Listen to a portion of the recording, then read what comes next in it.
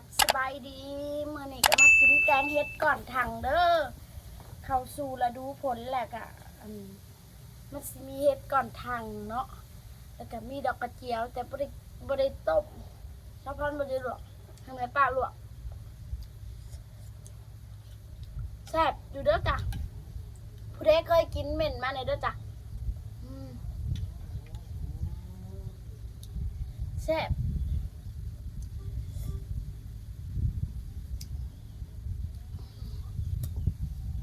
หาก็กินข้าวเช้าแล้วจ้ะ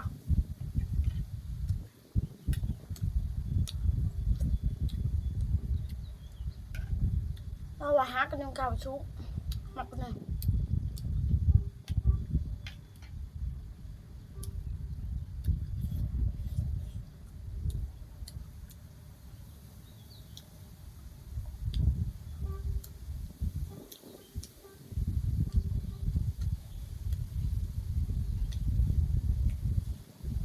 ปกติเขาก็จะแกงใส่ข้าวเบื่อเนี่ยนัง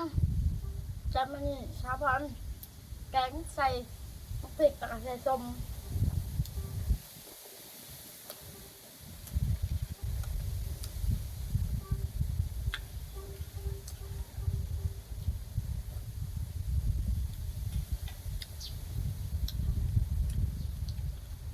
น้อยแล้วจ้ะ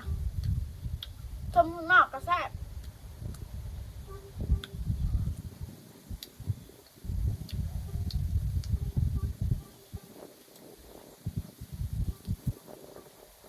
มากินน้ำกันนะจ๊ะเขา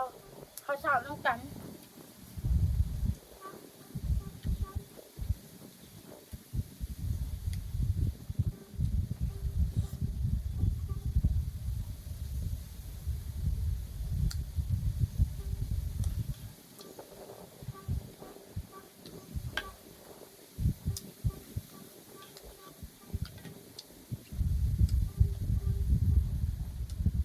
ค่ะแต่ว่าให้คนทางอยากเข่าไปให้ได้ถึงกระดาษลูกจ้ะเมื่อวานที่หนึ่งนึกแบบจุดต้มแล้วก็เป็นนัวกระดาษจ้ะเดี๋ยวมัน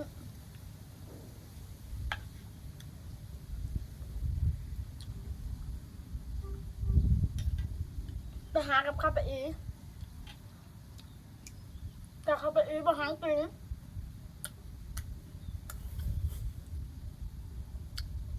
แต่ชาวพันธุ์จะเบื่อหมดจ้ะ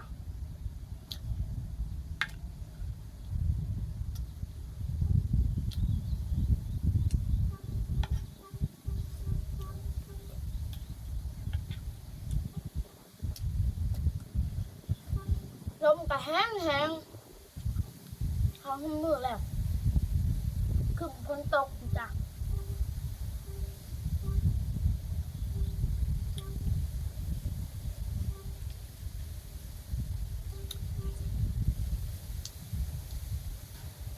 ที่เข้าสู่ละเข้าสู่ฤดูดำนาแล้วนะจ้ะ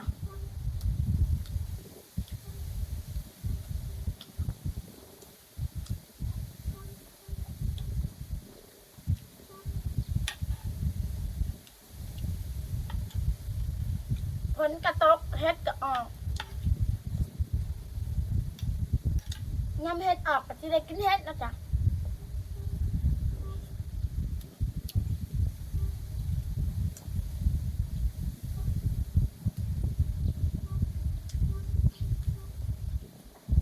มาเด้อมากินน้ำกันแซ่บเลย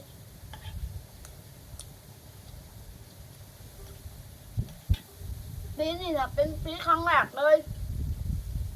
ที่อยากกินเฮ็ดก่อนหั่ง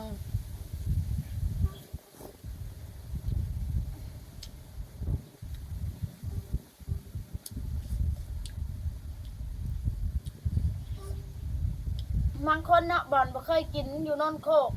บอลบ่เคยกินเขาก็สิบ่กินจากชาวพันธุ์ของบอลบ่เคยก็กินเพราะว่า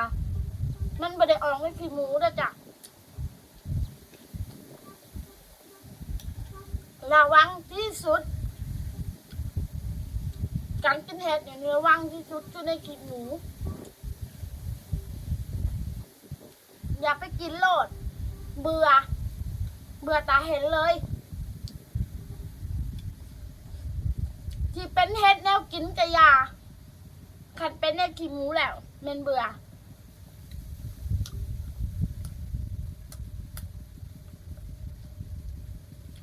ที่สำคัญเนาะเฮ็ดผิดไว้เขาเฮ็ดผิดไว้เฮ็ดงอยเฮ็ดอินถุงทาล้างแตกแล้วอยากกินแล้วเบื่อทาล้างยังดีอยู่กินได้จ้ะขอจบคลิปละ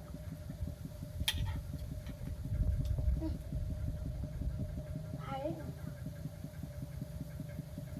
เอาสะพานขอจบคลิปไปเพียงนี้เนาะขอไว้พักอะไรพักก็จะพักก็ติดตามพักก็จะใคร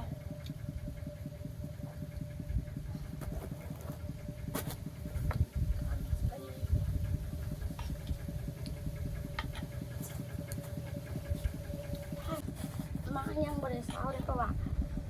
นี่เราไถมาทำสื่อลำมันลำบากแบ่งเนาะ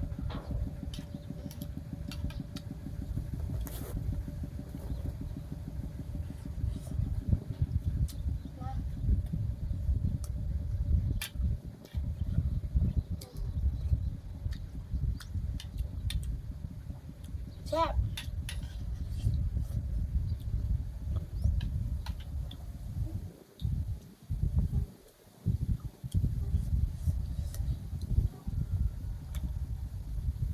มันเท่าเลยอะขมๆนิดหนึ่ง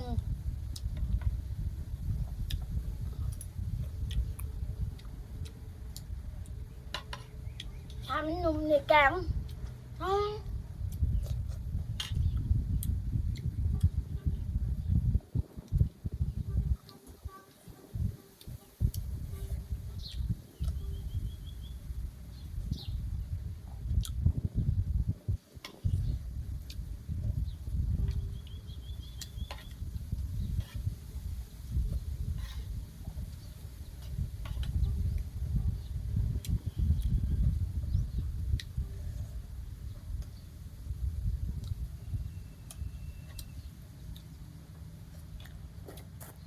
แซ่บเลย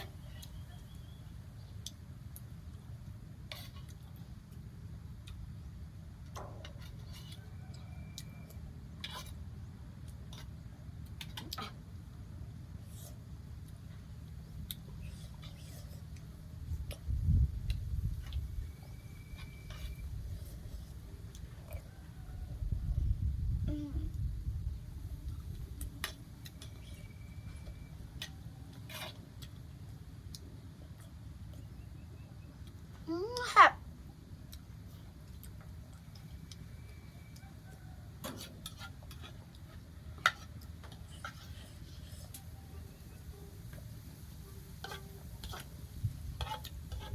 เนื้องาสวย